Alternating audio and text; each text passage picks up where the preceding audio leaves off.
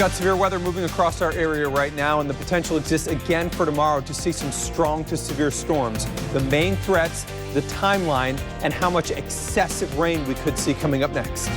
President Obama is in Louisville. The reason for his trip and what it means for a local tech company. An officer-involved shooting near a Louisville Kroger. What police say happened before shots were fired. More stores coming to the outlet shops of the Bluegrass. What's moving in?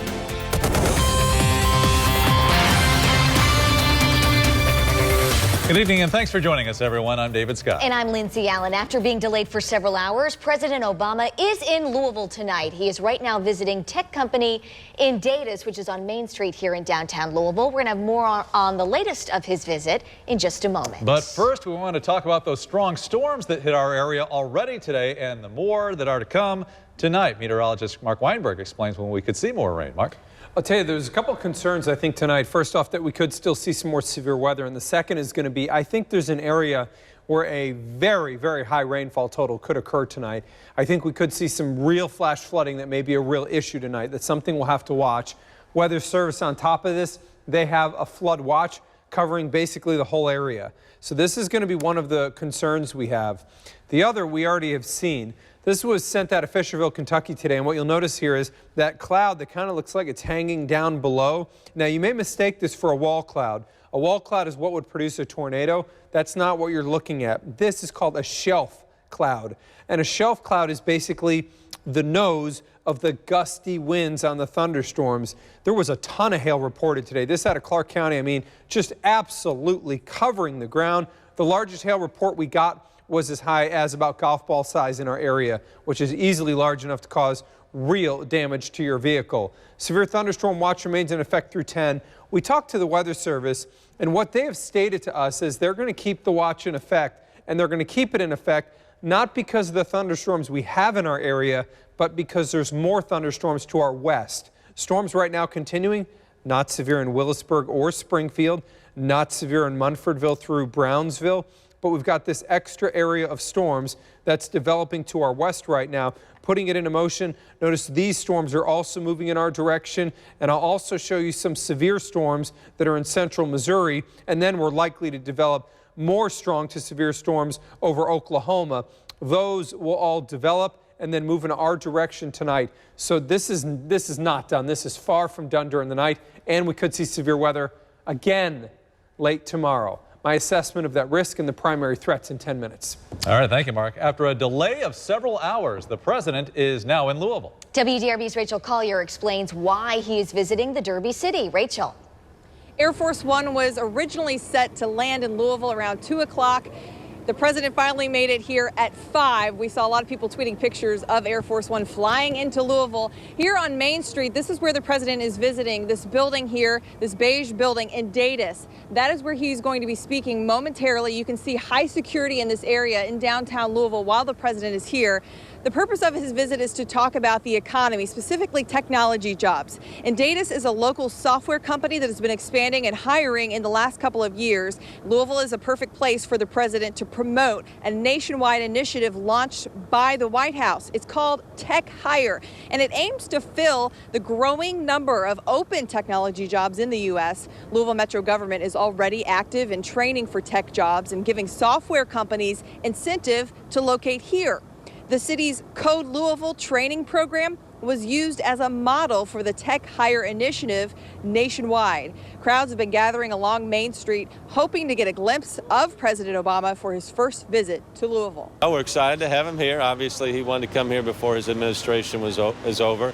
And this Tech Hire initiative in Code Louisville and what we're doing to develop technology jobs is certainly a great excuse for him to do so, and we're thankful for that. The CEO of Datus says they received around $2 million in historic tax credits when they moved into and remodeled their current headquarters here on Whiskey Row. They'll give the president a tour of the building, and then after that, the president is expected to address the media and local leaders. Then he's back onto Air Force One to head to Salt Lake City, Utah. There may be some more traffic issues. I know a lot of people have been out there on social media saying having problems getting home today. Just expect more delays as the president heads back to the airport to head out to Salt Lake City.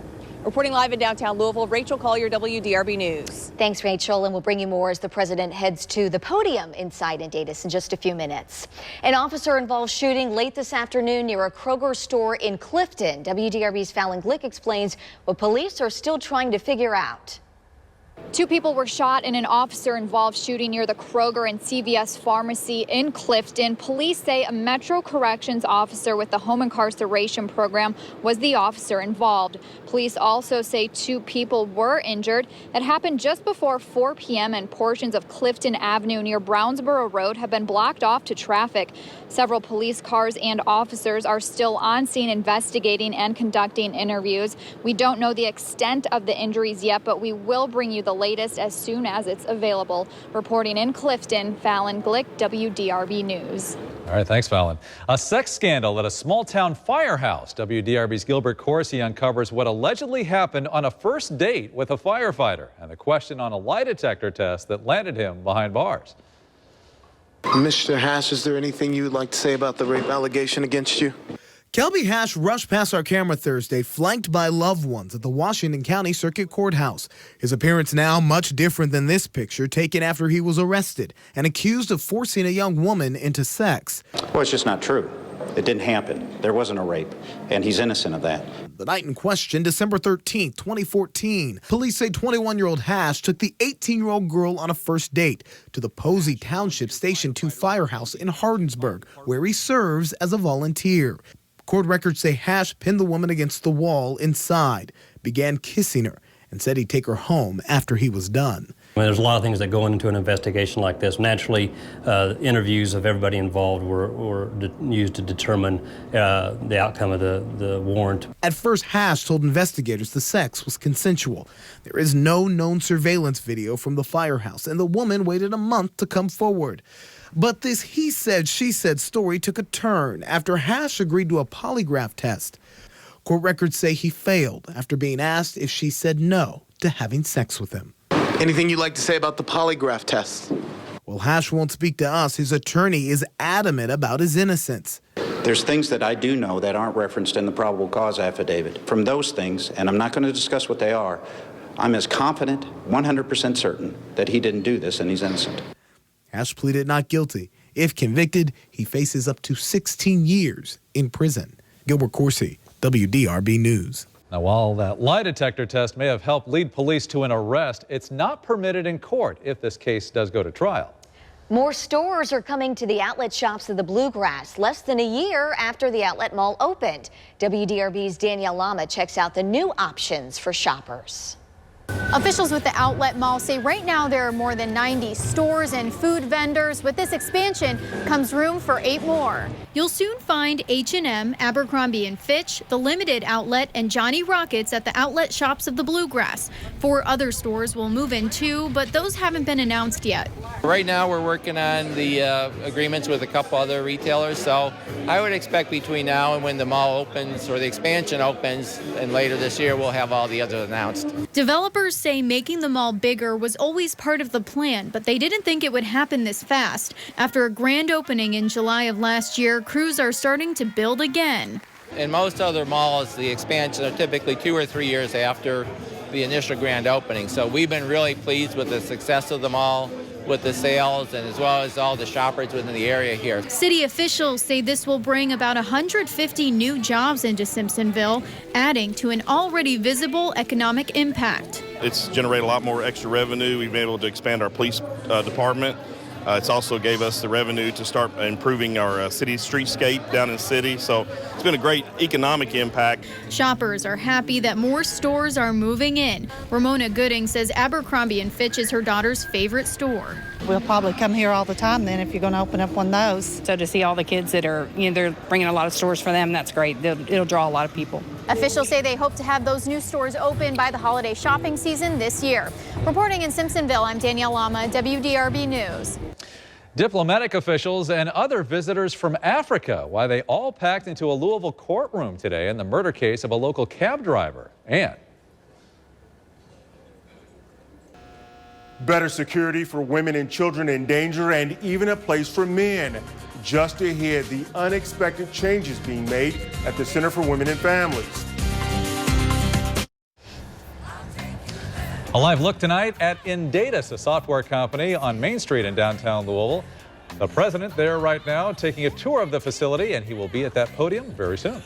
We'll bring live coverage to you then when he arrives at the podium. He was a little late arriving in Louisville today. He had to deal with the Iran negotiations and did a presentation at the Rose Garden at the White House before he got on the plane and arrived in Louisville around 5 o'clock. Perfect time. The weather cleared up just in time for his plane. You wonder if he had some rush hour traffic was a little bit hairy, but that's okay. And again, we'll bring that to you when he speaks at the podium. Yep. Moving on tonight. A visit from the Consulate of Senegal as 4 men face murder charges in the killing of a cab driver in Louisville. Police say cab driver Papa Thiam was robbed and then killed by a single gunshot wound in Newburgh. Quinton Lamont Lewis, Larica Lovings, Barry Glenn Morris, and Anu White are all charged as adults and face murder and robbery charges. The cab driver was a native of Senegal. Dozens packed a Louisville courtroom today to show support for the victim's family who traveled from Africa. Today, as you can see, Papa Cham Mom is here traveling way from Senegal, west coast of Africa, to thank everybody coming here for supporting her son. I know him personally because he's friends with some family members. This is someone who's very involved in the community, who knew nothing but good. The 4 suspects accused will be back in court in July. A date for a trial has not yet been set. A traffic stop becomes a major drug bust in Scott County, Indiana. Raymond Walker, Joshua Mosley, and Miranda Morrison were all stopped along I-65 yesterday morning. A police dog was brought in and found about a pound of black tar heroin and more than $41,000 in cash hidden in the car. The street value of the drugs, an estimated $150,000. The 3 suspects were arrested and now face several drug charges. U of L students will shell out more next year. The school is recommending a tuition hike of 3% for the 2015-16 academic year for both in-state and out-of-state students.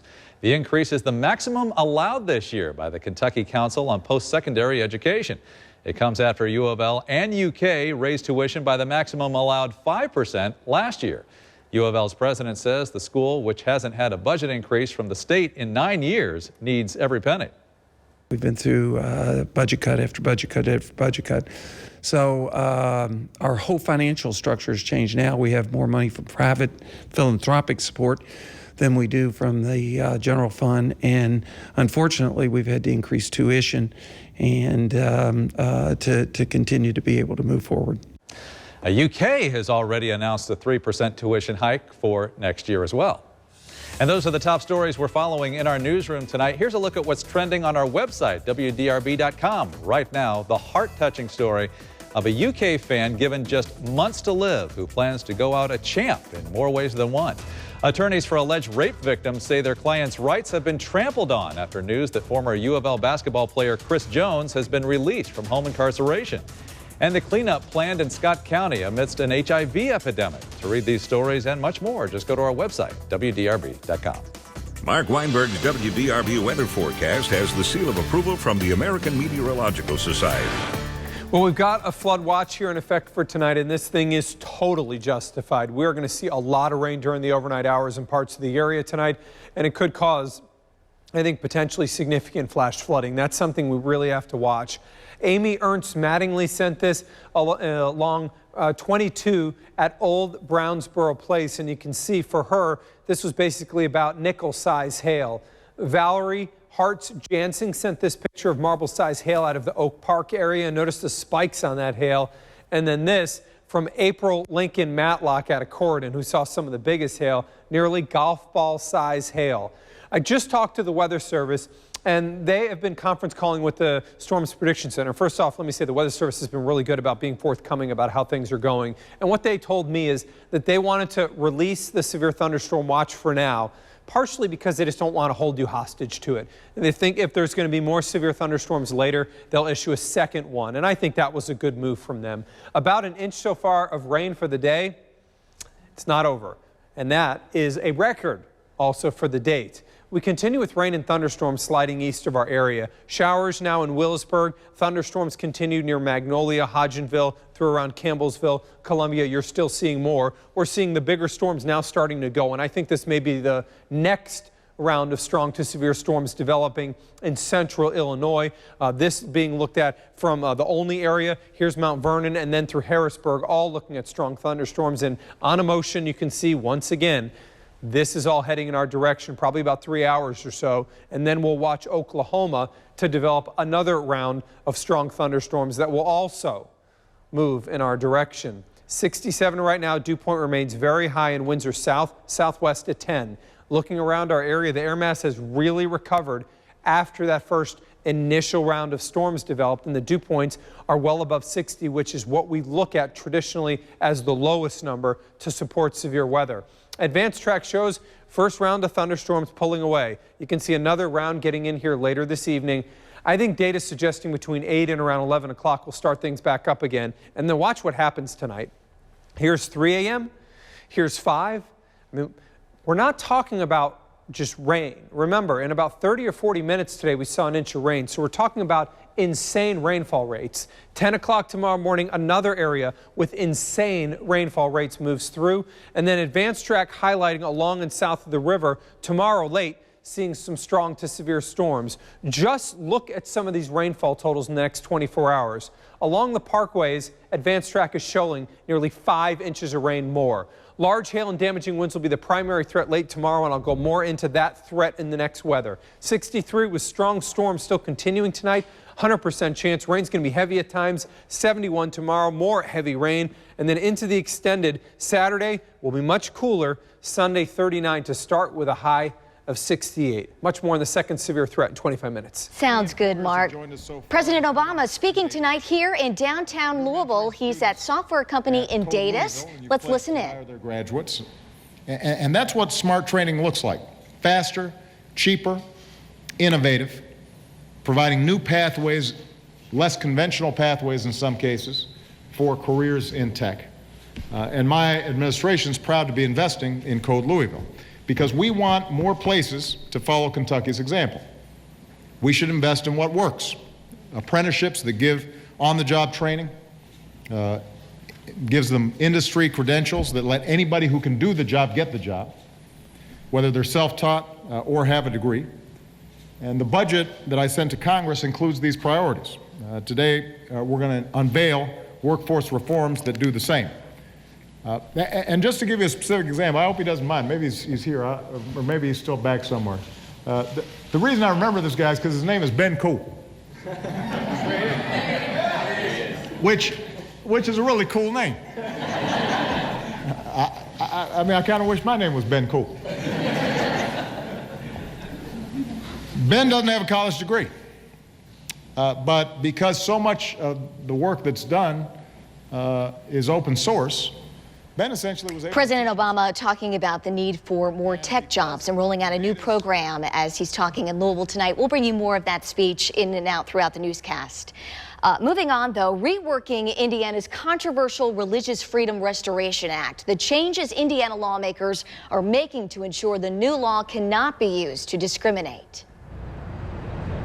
Coach K on Coach Cal and the job he's done with UK. Next in sports.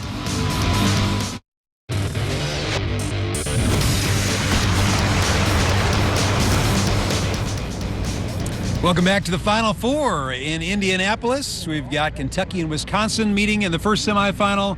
That will be followed by Duke and Michigan State. And, of course, a lot of fans looking ahead to maybe a possible Kentucky-Duke matchup on Monday.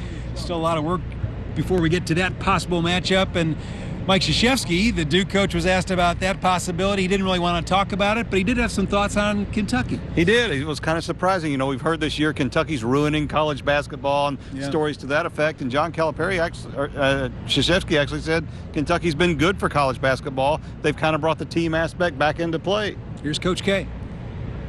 I'd rather not speak to Kentucky, although I will say this.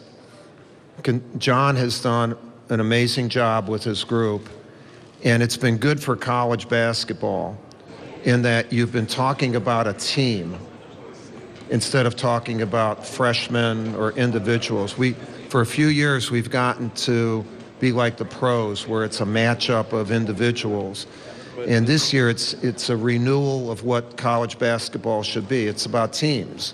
and Kentucky's been a great team. There's shooters, there's ball handlers, there's bigs, I mean, you can go from every aspect of the game of basketball and look at these 4 teams. There are guys who are just blue-collar guys that are there to rebound and play defense. There are guys that are there to score. There are guys there that can kill you in the post. There's guys defensively that can lock you down. I would say in this Final Four, having played all the teams within the past year, that there's a little bit of everything, and it's at a very high level. There is a little bit of everything in this Final Four. You've got 3 number 1 seeds. You got the number 7 seed, but a high-profile program in that number 7 seed. Well, and there's a lot of talent, too. There's 9 projected first-round draft picks, maybe more when you start to look through these. You've got, I think, 18 McDonald's All-Americans among these 4 teams. But Tom Izzo said, even if you look at them, despite all that talent, each of these teams has really gotten here as a team. There's no single dominant guy. As good as some of these players are, that's a theme running through this Final Four. And all the coaches really talked about how each team has earned its way here and celebrating region titles and how that was kind of a neat deal for them, and they'd like to keep on celebrating. Absolutely. And, you know, we talk about Kentucky Duke. Coach Krzyzewski didn't want to talk about it. That's probably the final everybody deserves after this season we've had. We'll just see if we get to it. And we'll see if we get to that point. We will break things down more tonight at 10. Here's some more about Willie Cauley-Stein and the journey he's taken here and the fact that he didn't get to play here last year and came back and has earned his way into a Final Four now. For Eric Crawford, I'm Tom Lane. We are live outside a darkening skies here in Indianapolis outside Lucas Oil Stadium for WDRB Sports. All right, thank you, guys. And we go back live to Indatus, a software company in downtown Louisville, where the president has just finished making his comments there. Indatus, part of his Tech Hire initiative. Reading on Twitter here, he's been making jokes saying that the office of Indatus is so cool. And of course, they renovated that whole building there on Whiskey Row and Main Street. He's thinking about renovating the White House to kind of the same motif. The federal government provided a lot of money for that company that has really taken off. And Louisville itself, in general, has been a big part of this Tech Hire initiative. They were one of the original cities that they based their program on, the Code Louisville project that has allowed people to become a part of the tech industry with just very little training. And so this was the ideal location to roll out the national initiative trying to get more people in the technology sector. Indatus highlighting all of that tonight. We have much more coming up on the other side of the break. Stay with us.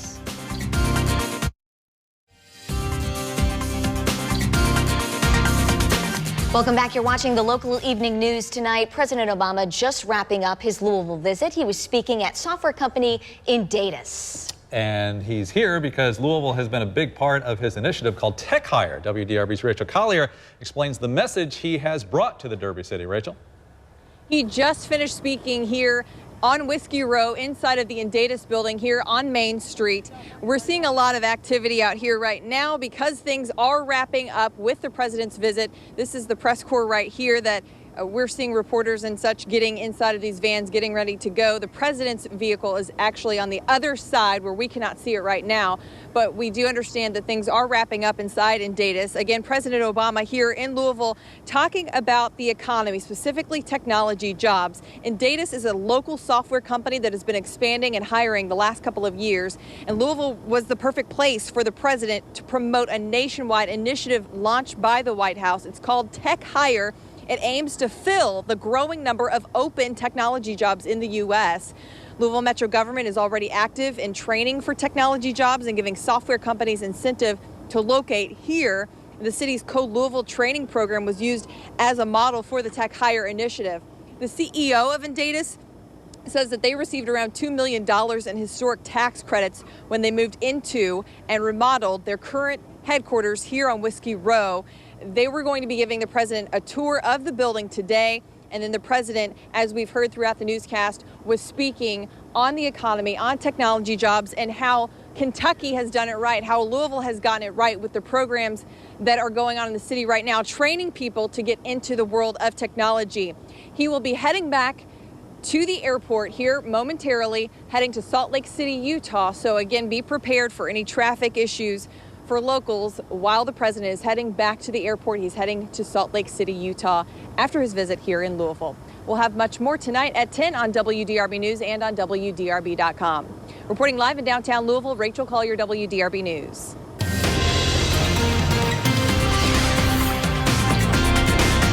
You know, I'll tell you, it's interesting. We have been looking at the traffic system here today. Rick DeLuca and I are still here, and it is just a mess virtually everywhere downtown. Weather-wise here, flood watch is in effect as we go through the evening here in overnight hours.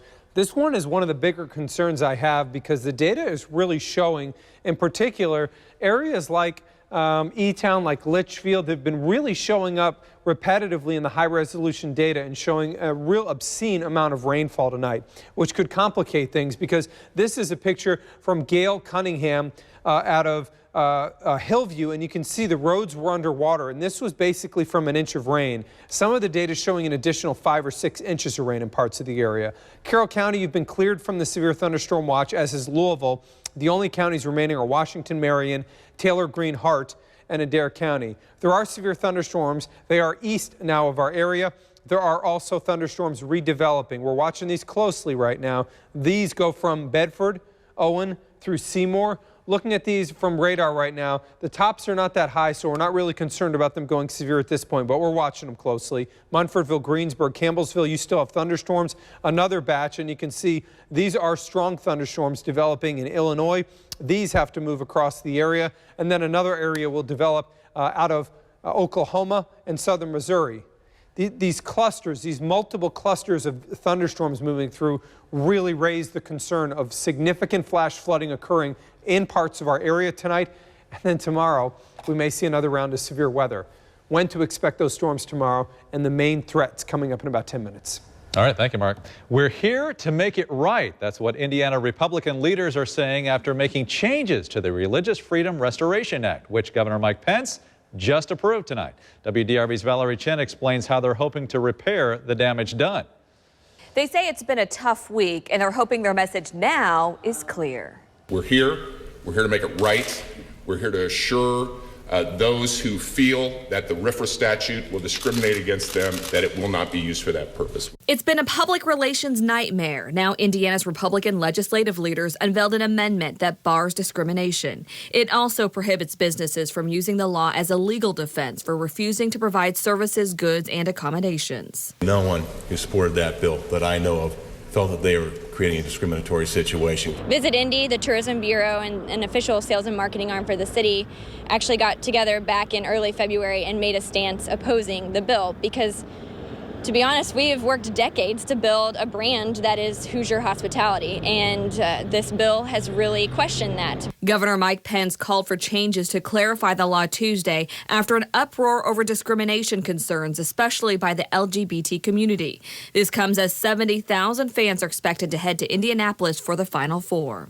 I will say that with everything that's gone on in the past week and a half, I think for Indianapolis that just really fuels the hunger to make sure that this weekend is flawless. I mean, we are welcoming all to Indianapolis. The Angie's List CEO says the proposed changes are insufficient because most Indiana employers can still fire a person for being gay. The company canceled a planned $40 million expansion in Indy that would have created 1,000 new jobs. The gay rights group Freedom Indiana says the proposal is a step in the right direction, but says statewide non-discrimination protections for homosexuals don't exist. The message is clear today. It's coming from Republicans, Democrats, corporate leaders, the community leaders of all stripes, that Indiana is open for business. We welcome everyone. We discriminate against no one. Valerie Chen, WDRB News. Better security for women and children in danger, and even a place for men. WDRB's Stefan Johnson tells us about the changes being made at the Center for Women and Families. Right now, the center is undergoing a $6 million renovation. This was not planned and started because of a faulty roofing system and a brutal winter. But in the end, it will be better for the people who work here and especially the clients they serve. I was continuing to get beat up. I remember getting hit in my face so hard till a blood vessel was broken in my face. The cycle of domestic violence started early for Kimberly Moore. I saw it happen to my mother. I saw it happen to my sisters. But eventually, Moore and her children escaped the violence by coming to the Center for Women and Families. We came here and our life has never been the same. Over the years, the center has helped thousands of women and children in danger, but is now facing its own crisis. We were forced into evacuating almost 200 people out of our primary location, our largest location, totally unexpected. A faulty roofing system and harsh winter forced the center to take action. It was really clear that we needed to leave the building and then make a decision whether to renovate the building or not. Marta Miranda is president and CEO of the center and says the best decision for the clients they serve was to renovate the building.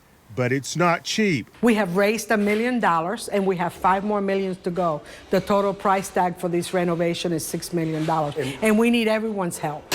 When it is done, the center will include some major upgrades that will make it much safer for clients. So now it has more safety. It has separate entrances for our clients so they don't have to sit with somebody from UPS or WDRB when they're coming in the door. There will also be more space for men who need help. It's gonna save lives. Kimberly Moore is in a much better place these days, but she believes the extra layer of protection will help others who are still in danger. It's always been pretty safe, but now it's like Fort Knox when they get finished. The renovation project is scheduled to be finished this summer, but the center still needs help raising that $6 million. In Louisville, I'm Stefan Johnson, WDRB News. It's a chance to buy history. The Kentucky Transportation Cabinet is about to sell 3 historic properties. In a story you'll see only on WDRB, Lauren Smith explains they're all part of the Ohio River Bridges Project. The Kentucky Transportation Cabinet purchased the Drummond Estate in 2012 as part of the Ohio River Bridges Project. Now the historic mansion is almost ready for sale. The state bought the property for just over $8 million, and it's the reason the East End Bridge is tunneling under the Prospect area. Drummond, which was built in 1929, is on the National Register of Historic Places and cannot be destroyed. They obviously came in. We got a rare look inside the 10,000 square foot mansion as workers prepare it for sale, and there's a lot of work to do. We've repaired wood that was falling apart outside.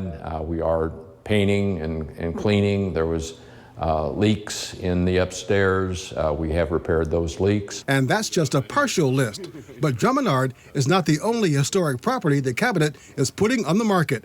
It's also selling the old Grocer's Ice property on East Main Street, built in the early 1900s, and the Rosewell Estate in Prospect, which dates back to the 1820s. The sales come with restrictions as to how the properties can be used. Basically, they have to maintain the properties in the condition that they are. There will be open houses for interested buyers. They'll be sold through a closed bid process, meaning potential buyers will not see the appraised value before bidding. Bidders will put in their bids, and if there's bids that is at the appraised value or better, hopefully, then they can move forward. Grocer's Ice will be up for sale later this month, Rosewell in May, and Drummond later this summer. We fix things, like I said, to where we believe it's at a very presentable value to whomever might want to buy the property. For more information about the sale of the 3 historic properties, go to our website, WDRB.com, and click on the button. At the Drummond Estate, Lawrence Smith, WDRB News. And we want to let you know tonight that several JCPS school buses are delayed because of street closures due to the president's visit downtown tonight and also because of weather. Officials say buses traveling through the Moore and Brandeis depots, early childhood buses traveling from Breckenridge Franklin Elementary, Brandeis Elementary, and the Dawson Orman Education Center, and also some buses from various after-school programs are all delayed tonight. Just be aware of that. Meanwhile, nearly 150 gunned down at an African university, the group claiming responsibility for the violent attack. Plus, what was he searching days before the crash? We're learning more about the pilot accused of intentionally crashing into the French Alps. Nearly 150 people killed at a university in Kenya. The country's interior minister says most of those killed were students, but included 2 police officers, 1 soldier, and 2 watchmen. 4 attackers also died. Guards and police were shot standing outside several dormitories. Witnesses say the group was targeting Christians. It's the highest death toll on the soil there by Al-Shabaab, a group that is an Islamic group from neighboring Somalia. Search and rescue crews at the scene of the Germanwings crash have found the plane's second black box. They say the flight data recorder is badly burned, but they're hoping they can use it to understand what happened before the plane went down. There's also new information about the mental health of the co-pilot, who's believed to have intentionally crashed the plane. Authorities say a search of Andreas Lubitz's computer shows that he'd searched for information on suicide methods and cockpit security. French officials say investigators have found and identified at least some of the remains from all 150 people who died in the crash. Before arriving in Louisville tonight, President Obama spoke from the White House on the ongoing talks with Iran. He says the U.S. and its negotiating partners have reached a historic understanding with Iran over its nuclear program. Negotiators in Switzerland announced an understanding outlining limits on Iran's nuclear program. The president says if the framework leads to a final deal, that will make the U.S. and the world safer. Our work is not yet done. The deal has not been signed. Between now and the end of June, the negotiators will continue to work through the details of how this framework will be fully implemented, and those details matter. President Obama wants lawmakers to hold off on legislation that would authorize new sanctions on Iran. He has warned the legislation would risk undoing the progress that's been made so far. Mega Church founder Robert Schuller has died. The Reverend was 88 years old. He's best known for the TV ministry called The Hour of Power, which was popular in the 1970s. In 1980, he built a soaring glass cathedral to broadcast that program. At its peak, it reached 20 million viewers in 180 countries. The church filed for bankruptcy in 2010, and the building was later bought by the Roman Catholic Church.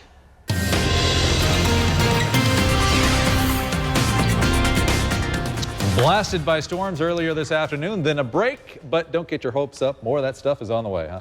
And I think a lot of it. I think we're going to see a lot of waves of rain and thunderstorms during the night tonight. I think we're going to see potentially another area of strong storms. And then tomorrow, guess who's back? We have another slight risk of severe weather. When to expect those storms and the primary risks coming up next. And we want to show you a live look. President Obama getting ready to board Air Force One, leaving Louisville tonight. He was here talking about technology jobs and the economy at software company downtown Louisville in Datus. And that was his only stop, and it better have been because he obviously was on a very tight schedule. He landed not even an hour and a half ago, so that's some pretty quick tripping. He's now heading out to Salt Lake City, Utah. Mark Weinberg's WDRB weather forecast has the seal of approval from the American Meteorological Society. We've got a flash flood watch in effect for almost all of our counties. The flood watch is for Lawrence, Jackson, and Jennings. The rest of our area is under a flash flood watch for tonight. Severe thunderstorm watch for Washington, Marion, Taylor, Greene, Hart, and Adair County. This is through 10. Louisville's no longer in a watch. This from Lois Horn today out of the Corridon area. And you can see this was a really good, at least $50 to golf ball size hail. Gary M. Helm sent this picture looking east over Lowe's towards Radcliffe around 4:30, and you can see this cloud. It looks like a circle. This would be a roll cloud, or sometimes referred to as a shelf cloud. It's the nose of the gustier winds. And then Marie Jackson from Jeffersonville, and I'll step out. You can see the video here just showing the hail that was pounding the ground. A number of reports of hail out there this afternoon, and now we've got another area of storms developing. These are not severe. These are not producing hail. These are just storms that are going up right now. The one north of Bloomington may be producing a little small hail. This is rain with some thunder from Greensburg through Columbia. We've got stronger storms going up west of our area. Again, this is probably one of the stronger storms right now. This guy right here, which is near the Vincennes area. There's a lot that has to come across the area. There are more storms developing over Missouri. Some may go up over Arkansas, and everything is on a trajectory to get into our area. We're at 67, so we've recovered nicely from the thunderstorms earlier. South-southwest wind at 10 miles an hour around the area. Really have recovered well in our western counties at 74 in Bedford. And then when you look around the wider perspective here, 80 in Little Rock, dew points from the 60s have surged across the area. You know, yesterday at this time I was telling you I thought today was our first legitimate chance for severe weather. Last one was bogus for last week, but this, a legitimate chance. As we go through the evening here, you can see storms really start to increase again for Louisville around 11. And I want you to see what really is happening here. There is this enormous area of rain, heavy at times, and thunderstorms that move across the area tonight. Another excessive area of rain and thunderstorms at 11 a.m. And this has been the trend in the data for tomorrow afternoon. Basically along and south of the river, In the late afternoon and evening, we may generate more thunderstorms. There is wind energy, there is instability, in particular south of the river, to support more strong to severe storms tomorrow.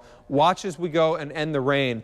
Advanced track continues to show near E-Town, Campbellsville, Munfordville, close to 5 inches of rain. That is something we've got to watch closely. There is a slight risk of severe weather. Based on the data, I would probably put it near the river and south for tomorrow, with large hail and damaging winds again as the primary threat. 63 tonight. Strong storms are possible again. We'll see waves of heavy rain and thunderstorms tomorrow. Flash flooding both tonight and tomorrow, a legitimate concern. Into the 7-day, Saturday 59 and cooler. For Sunday, we'll start at 39 for the sunrise services on Easter. If you're doing an Easter egg hunt, I just suggest waiting till the afternoon because it'll warm a lot. For the barbecue Sunday afternoon, 68 degrees. Sounds good. Thank you, Mark. Well, through any type of weather, some Kentuckians want people to know they are UK fans. The reason they're not quite ready to sell the Wiper Dunk just yet, although it is pretty innovative. But first, the Mega Millions jackpot for tomorrow, $25 million. Saturday's Powerball, $60 million. It is a slam dunk for Kentucky Wildcat fans. Take a look at this. This is called the Wiper Dunk, created by Andrew and Amanda Summer. It attaches to a car's back windshield. Isn't that awesome?